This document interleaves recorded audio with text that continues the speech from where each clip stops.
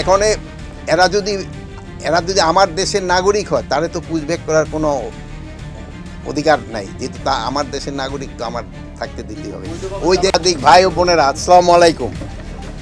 আজ 17 মে 2025 সাতক্ষীরা জেলায় শ্যামনগর উপজেলায় রায়মঙ্গল নদী ও বয়সিং খালের সংযোগস্থলে সীমান্ত নিরাপত্তা নিশ্চিতকরণে বয়সিং ভাসমান বিওপির এই শুভ উদ্বোধন করা হয়েছে। বর্ডার গার্ড বাংলাদেশ কর্তৃক পরিচালিত এই বিওপি একটি অপারেশনাল প্ল্যাটফর্ম, যা জলপথে সীমান্ত এলাকায় টহল ও নজরদারি জোরদার করবে।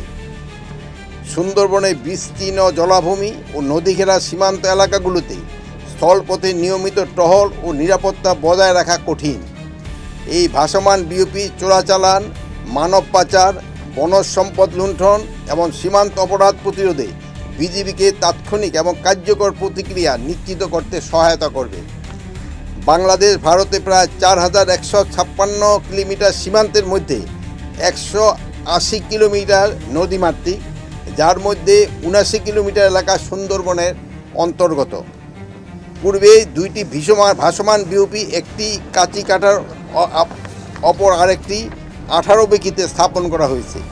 বৈধভাবে ইন্ডিয়ান যারা আছে তাদের আমরা এইভাবে পুষবে, কেন আমরা যে প্রপার চ্যানেল আছে ওইভাবে পাঠাবো, যেহেতু এইভাবে অবৈধভাবে পাঠানোটা কিন্তু আইনত সিদ্ধ নয়।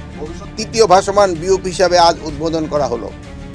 সীমান্ত কার্যকর জলভিত্তিক নজরদারি নিশ্চিত করতে বিজিবির অধীনে একটি বিশেষ রিভারাইন বর্ডার গার্ড ব্যাটালিয়ন গঠনের কার্যক্রম প্রক্রিয়াধীন রয়েছে, যা ভবিষ্যতে সীমান্ত ব্যবস্থাপনায় যুগান্তকারী ভূমিকা রাখবে।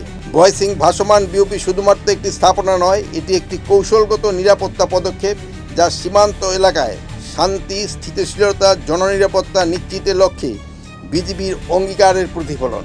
এই উদ্যোগ সীমান্তে নতুন নিরাপত্তা সংস্কৃতি প্রতিষ্ঠার পথে অগ্রণী ভূমিকা রাখবে এবং কার্যকর বর্ডার ম্যানেজমেন্ট সহায়তা হবে।